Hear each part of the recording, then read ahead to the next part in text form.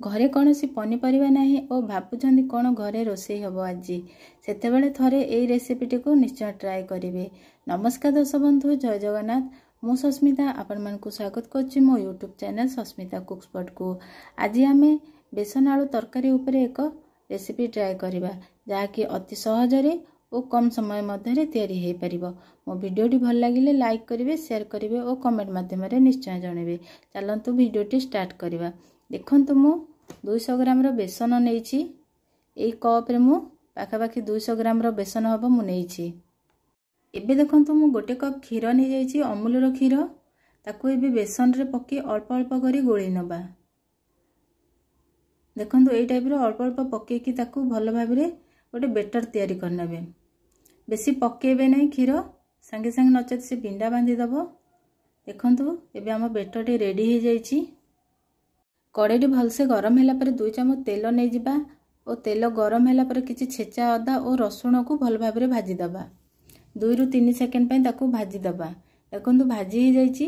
एबे गोटे कप पानी नै जिबा और स्वाद अनुसार लूण पके ताकू 2 मिनिट पय फुटै दबा। देखंतु हमर पानी एबे फुटी जाइछि।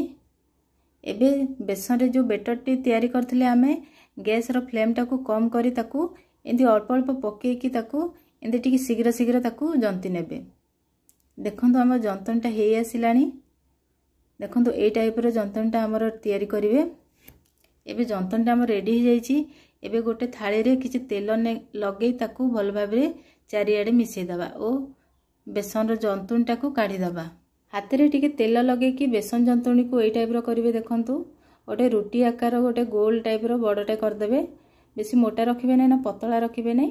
तापर हमें 15 मिनिट पे ताको ठंडा हवा पे छाड़ दबा। ता भीतर हमें मसला रेडी करनबा। मसला रे मु नेछि बड़ साइज रो 2टी कटा पियाज, किछि रसुण, किछि अदा, खंडे दालचीनी, 2टी बड़ अळीच, गोटे गुजराती और 5टी काजू। ताको हमें मसला रेडी करनेले। देखंतु तापर मु गोटे कटा टमाटर नेछि। हमें टमाटर तो प्यूरी कर नै आसीबा। देखंतु हम टमाटर प्यूरी रेडी हो जाइछि। तापर मु नेछि किछि गुंड मसला, धनिया पाउडर, जीरा पाउडर, गरम मसला, मीट मसला, हल्दी पाउडर और लंका पाउडर। ताकू हमें किछि पानी दे ताकू 10 मिनिट पे बतुरीबा पे छाड़ दबा। मसला री ए टाइप रो ताकू बतुरेई की रखिले तरकारी बहुत टेस्टी हेइताय। ताकू एबे 10 मिनिट पे छाड़ दबा। एबे हमें बेसन को एमती देखंतु ए साइज रो ताकू छोटो छोटो पीस करी की काटी नबा। देखंतु हमर ए टाइप रो बेसन को काटी नबा। एबे हमर कड़ी गरम हो जाइछि, तेल मध्ये भल भाबरे गरम हो जाइछि। एबे बेसन को हम अल्प अल्प पके की छाणी नबा। बेसन टी हमर बहुत भल भाबरे गोल्डन कलर हे की फ्राई हो जाइछि। एबे ताकू गोटे जगह को काढी दबा। एमती अल्प अल्प पके की हमें सब बेसन को छाणी नबा। बेसन टी देखंतु हमर हाथ को बहुत स्मूथ लागुछि और भीतर पटु बहुत भल भाबरे सिझी जाइछि। एबे से कड़े रे हमें 2टी कटा हेतबा आलू को भल भाबरे फ्राई करनबा। देखंतु हम आलू तो एबे फ्राई हो जाइछि भल भाबरे। एबे ताकू गोटे जगह को काढी नबा। तापरे से कड़े रे मु 4 चम्मच तेल नै जाइछि। आगुर किछि तेल थेला सेते पे मु बेसी तेल नैनी। 4 चम्मच तेल नै जाइछि। तापरे गोटे तेज पत्र, 2टी कटा हेता पियाज को भल भाबरे फ्राई करनबा। तापरे किछि कलर आनिबा पई हमें 1/2 चम्मच काश्मीर लंका पाउडर पके ताकू 1 मिनिट पे भल भाबरे फ्राई करनबा। देखंतु हम पियाज एबे भल भाबरे फ्राई हे आसिलानी। एबे हमें मसला को पके दबा।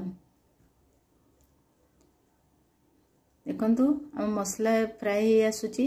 एबे हमें गुंड मसला जो बतुरी पे छाड़ देथिले ताकू मध्ये पके दबा।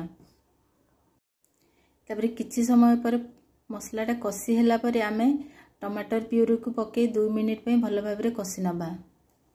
देखंतु हम मसला एबे रेडी हे आसिलानी। मसलार तेल मध्ये छाड़िलानी।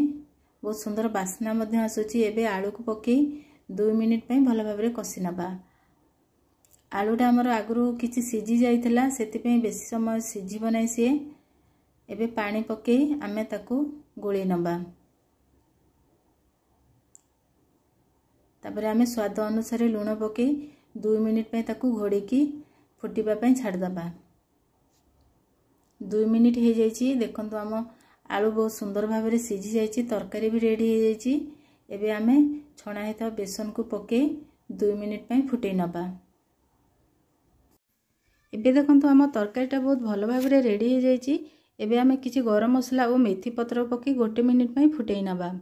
देखंतु हम तरकारी एबे रेडी हो जाइछि बेसन आलू तरकारी। ए बेसन आलू तरकारी को भात रुटी परोटा पूरी आपण जोथरे भी खाइबे बहुत टेस्ट लागिवो। मो वीडियोटी भल लागिथिले लाइक करिवे शेयर करिवे और कमेंट माध्यम रे निश्चय जणाइबे। रहूछि जय जगन्नाथ।